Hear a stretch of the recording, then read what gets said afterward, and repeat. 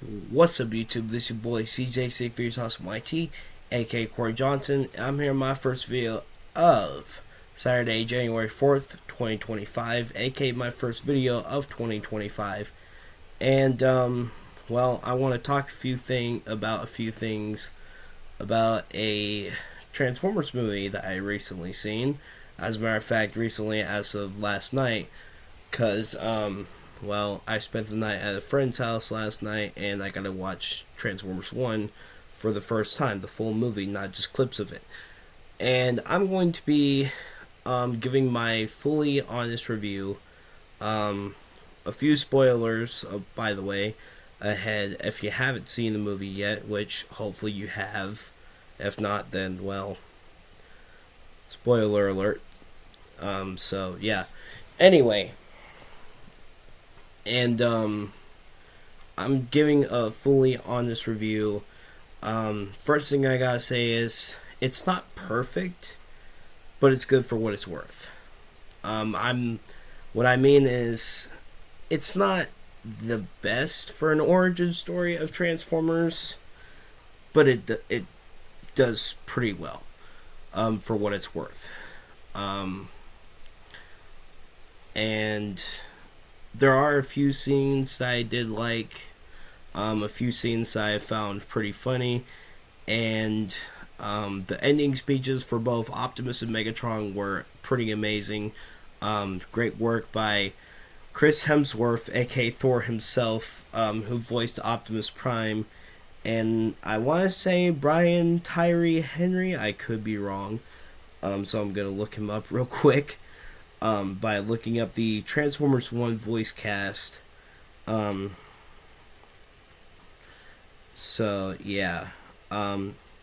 was right. Brian Tyree Henry as Megatron. He did a pretty good job. Keegan-Michael Key as Bumblebee and Scarlett Johansson as Alita 1. But now we get to what I'm going to be honest about. First of all, Alita 1 wasn't always Alita 1. We know this because of Transformers Generation 1. She was originally Ariel. Not to be confused with the main character from The Little Mermaid. If you know, you know. Which, as a matter of fact, I think Transformers Generation 1 came before The Little Mermaid. I mean, she is living, but yeah. Anyway, but let me just say this. Another thing is this. Towards the end of the movie, I felt like, they could have thrown in Frank Welker and Peter Cullen, because Optimus Prime and Megatron are at their peak. They are who they have become, who they were destined to become at the end of the movie. Which means you should have had Peter Cullen and Frank Welker. But I'm not trying to diss on Chris Hemsworth and Brian Tyree Henry. They still did an astounding job at their respective roles of Orion Pax / Optimus Prime and D16 / Megatron. Now another thing is this. And this I actually do like. D16 being a fanboy over Megatronus Prime, which is accurate because, in previous Transformers media, Megatronus Prime was actually the mentor to D16 / Megatronus / Megatron. So, and speaking of Megatronus, not Megatronus Prime, the Gladiator Megatronus, D16 just goes by D16 all the way throughout the film until the end when he becomes Megatron. Where's the part where he becomes a gladiator in the Pits of Chaos? Doesn't exist. They just completely ignored that fact. But I will say this. Orion Pax, this is actually pretty much hidden in the movie. He was actually a data clerk. Even though he was working in the mines, he was actually a data clerk. He was accessing the Iacon archives. Pretty neat touch So Orion Pax was actually pretty much a data archivist, like he's supposed to be. I thought, well, they're just working in the mines when they should also be doing what they are supposed to be doing because of previous Transformers media. But Orion Pax was both working in the mines and being a data archivist at the same time. So, it's not that bad. Meanwhile, the story for D16, he should have became Megatronus, gone to the pits of Kaon, and then, Megatron. My point. Another thing is this. Like I said, Alita 1 should have been Ariel when it's first started out. Another thing that's accurate is obviously Orion Pax / Optimus Prime simping over Alita 1. Why? Because it's been that way since Generation 1. They've always been a thing, and they've always been together. Except for the live action movies, but we don't talk about them when we're talking about Transformers 1. Another thing is this. B-127 being B-127. Accurate. And he doesn't get the name Bumblebee until he leaves to Earth in his solo film. So, yeah. But another thing I'm going to say is this. Sentinel Prime. Unfortunately, he got killed off. Not the best, well, I don't want to say not the best character, but at the same time, I mean, he was pretty good for an antagonist throughout the majority of the film. He was the main antagonist. You had Darkwing, who was a minor antagonist, pun intended. You have, that's pretty much it. Just Sentinel Prime, and Arachnid, who was pretty much Sentinel Prime's lackey. So, yeah. And pretty much in the movie, I thought that Sentinel Prime and Arachnid were probably together. I don't know. I just, it's like they're always together with each other, and it seems like they're trying to flirt with each other. So yeah, that's why I said that. Anyway, there's still a few things that are unanswered about Sentinel Prime. First of all, why he got killed off. Because somehow he came back to life in Dark of the Moon. Which doesn't make any sense, mind you. Another thing is this. What about the deal he made with Megatron? Again, it doesn't make any sense. I mean, he's there, he exists, but he got 2007 jazzed towards the end of the movie. Yes, I had to say that because, pretty much, that's exactly what happened. But somehow he miraculously came back to life during the War for Cybertron. I'm talking about Sentinel Prime. Left Cybertron, ended up on the moon in the Ark, and was in stasis for Primus knows how long. And they're just completely ignoring the fact that that's what happened. But Sentinel Prime somehow was also killed off. Was pretty much offed in Transformers 1. Make it make sense. And not only that, but Sentinel Prime, in both fan media and actual canon media, is a mentor to Orion Pax / Optimus Prime, so it's Alpha Trion, which Alpha Trion pretty much was the mentor to all four of them in Transformers 1. Like I said, it's not clicking, it's not making any sense. So let me get this straight. For the story of Sentinel Prime, he is the main antagonist, gets offed by the next main antagonist, by the future main antagonist, and he comes back to life. And then we're just going to completely ignore the fact that Orion Pax became Optimus Prime it just doesn't make any sense. And not only that, but in Transformers 1, that's when Optimus gets the Matrix leadership. And somehow during live action films he lost it and then got it back. We're just going to completely ignore this, are we? I mean, it's not clicking. It's not making any sense. I mean, please tell me that... like, seriously. Because this is supposed to be the prequel to the Bumblebee movie, which the Bumblebee movie is the prequel to Rise of the Beast, which Rise of the Beast is a prequel to the 2007 movie, and then you go on in that order. And Optimus Prime received the Matrix in Revenge of the Fallen. But somehow, between Transformers 1 and Revenge of the Fallen, he lost the Matrix.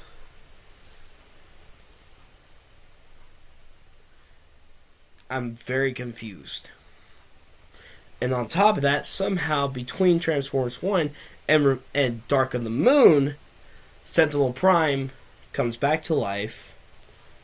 Probably sometime during the Bumblebee movie, because that's when the War for Cybertron was going on. And...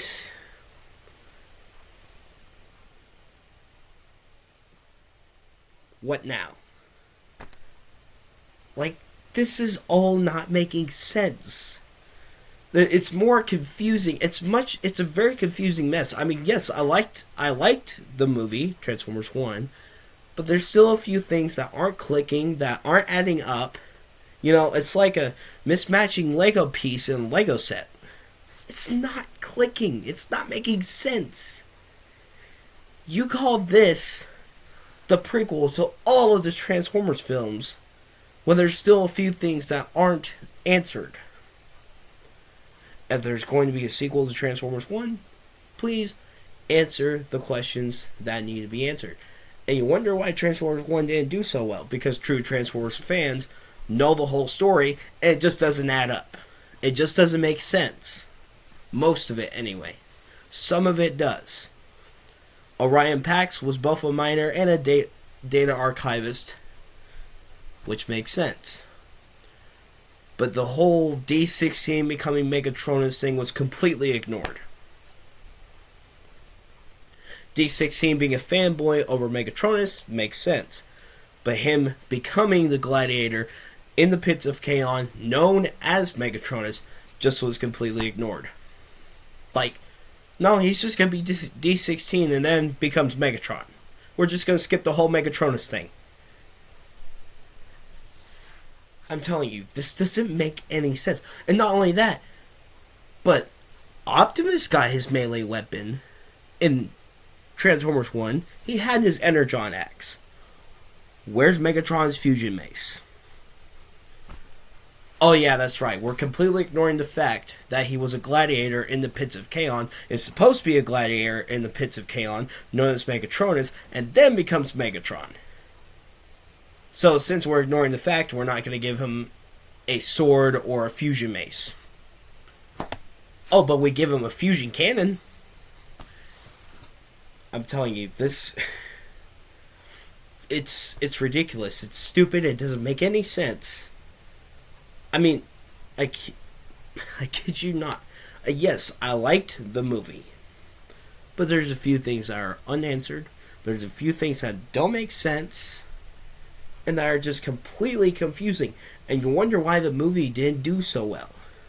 Because true Transformers fans know that D16 left the mines, became a gladiator in the Pits of Chaos, known as Megatronus, and then eventually rose to become the tyrant he is, known as Megatron.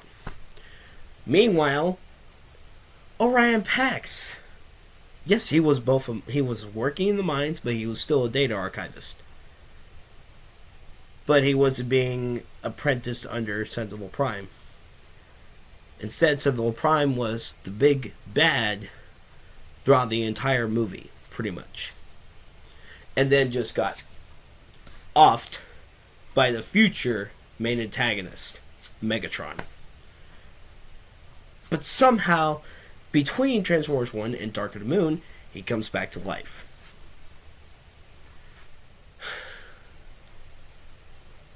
I gotta tell you, it doesn't make sense. It Explain how this is going to make sense. Someone explain how this is going to make sense. How this makes sense at all. Like, seriously. I mean, other than the whole confused mess of the story, true story of D16 to Megatronus to Megatron, and Sentinel Prime somehow coming back to life, everything else is pretty much makes sense. And also Sentinel Prime being the big bad throughout the entire movie, when most of the time he's not really the big bad. He's just doing, well, he kind of is. I mean, in Dark of the Moon, him and Megatron shared the spotlight as both the main antagonists. But in Transformers 1,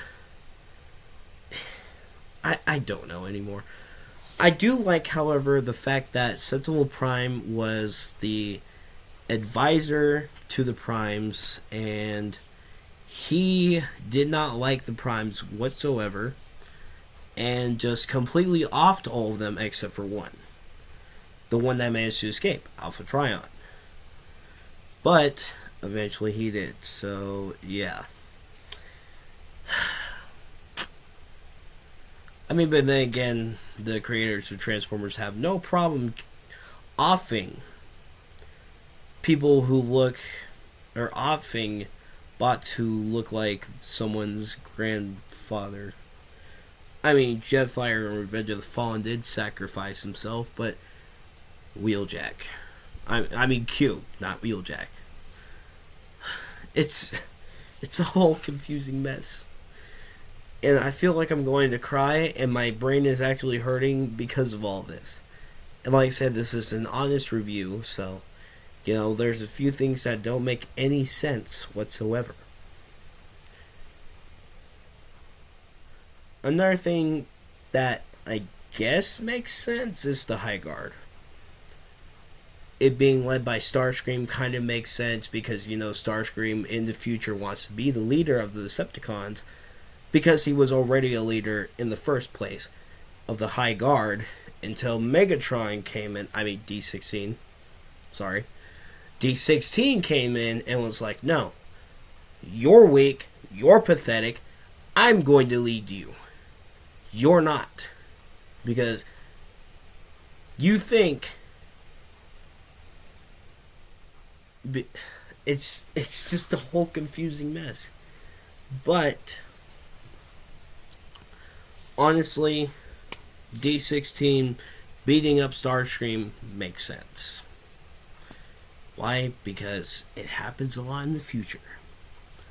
But seriously, there's a few scenes that I liked, but the story is still misleading. I mean, honestly, you could really take components from Generation 1, mind you, the backstory that Ratchet told in Transformers Prime, and the Warforged/Fall of Cybertron games, and make a better origin story than Transformers 1. Not only that, but you could take a few fan media things too, and put it all together, and bam, you got a better origin story than Transformers 1. Like, you can even take components from Dark of the Moon, Revenge of the Fallen, and the 2007 movie, and still have a better origin story than Transformers 1. Like I said, a few things are unanswered. What about the deal that Sentinel Prime said he made with Megatron in Dark of the Moon? Doesn't exist, apparently, because he was offed by him, but somehow it came back to life. And it for sure wasn't because of the Matrix, because Optimus Prime had it and then lost it. Wait a minute. Optimus Prime had the Matrix leadership. He lost it. Sentinel Prime somehow came back to life before the events of Dark of the Moon, during the War for Cybertron, which can only mean one thing. Sentinel Prime came back to life because of the Matrix leadership, which Megatron probably stole from Optimus Prime and then took it to Sentinel Prime, who he himself 2007 jazzed and brought him back to life with the Matrix leadership and made a deal with him. He's like, I tell you what, you're going to help me because I may not like you and you may not like me, but we're in this together. You're going to help me take down your brothers. But at the same time, it still doesn't make any sense. Because, why? I'm telling you, if we could fill in the gaps, like the deal that was made with Sentinel, that Megatron and Sentinel Prime made, like Sentinel Prime somehow miraculously coming back to life before Dark of the Moon, like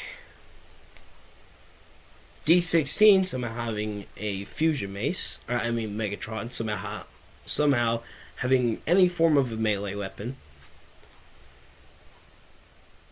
and Optimus Prime somehow losing the Matrix and then getting him back in Revenge of the Fallen.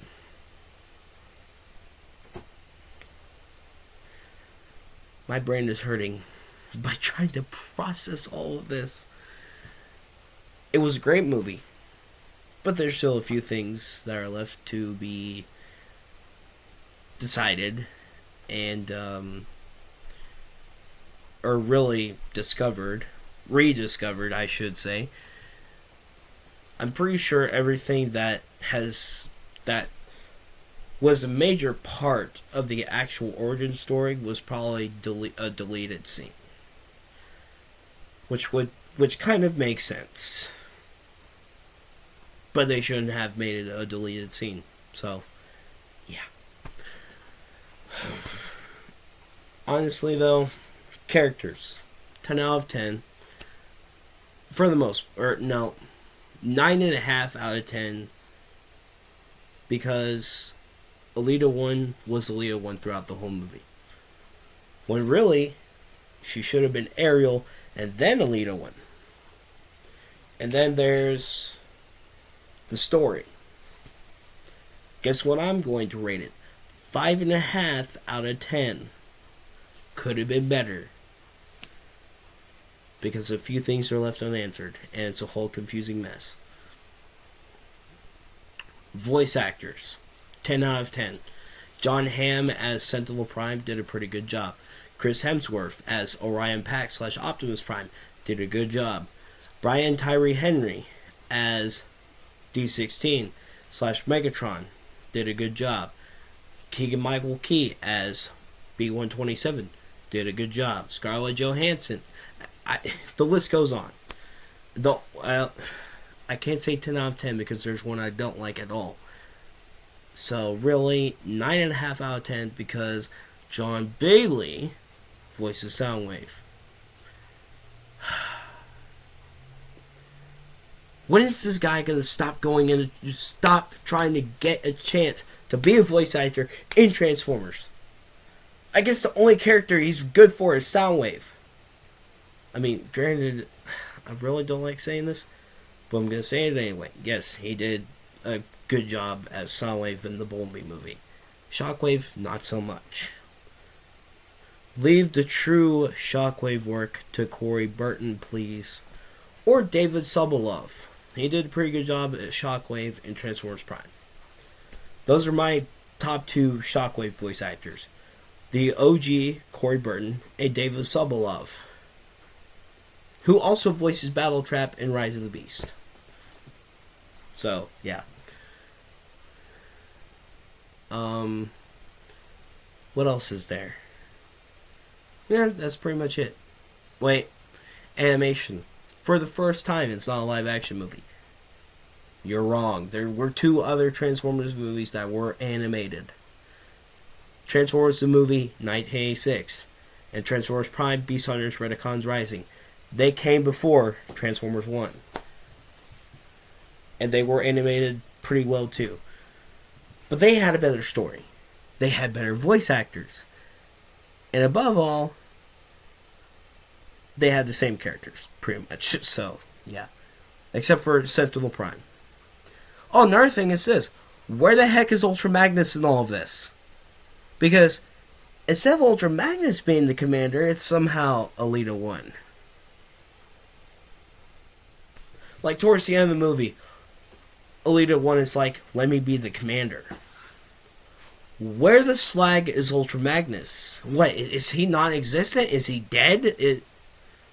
Where is he? Is he in the Sea of Rust hiding away? What's the deal with Ultra Magnus? Because that's another one of Optimus Prime's best friends. Along with his love interest and eventually his girlfriend, Elita 1, and Bumblebee, aka B-127. But where's his other best friend, Ultra Magnus, who was also brothers in arms with Optimus Prime and Megatron, until Megatron backstabbed them. Which, yes, I'm referring to the War for Cybertron trilogy, which is another thing. It told a better story than Transformers 1. And people didn't like the War for Cybertron trilogy for the most part. But let's be honest, it had a better story than Transformers 1. I mean, there's still, I'm pretty sure everyone's like, where in the name of Primus is Ultra Magnus? Where is he? Is he gone? Is he non-existent? Is he dead? Is he in the Sea of Rust hiding away? Is he hiding somewhere at all? Like, seriously. I mean, you have Jazz, you have Ironhide, you have Sideswipe, you have Prowl, you have Ratchet, you have Brawn, you have my least favorite butt, Huffer. You have all of those guys. But you don't have Optimus's other best friend, Ultra Magnus. Would have made the story 10 times better than what it already is if we had him. Don't know what to tell you. Anyways, guys, this rant is officially done and over with before I lose any more brain cells trying to continue to rant. That's it for me, though. Please be sure to like, comment, subscribe, and click or tap on that notification bell to never miss a vid that I make. I'll see you guys in the next video. Peace to the homies and homegirls out there watching this YouTube video. And this was an honest review on Transformers 1 2024. And I hope I see you guys soon.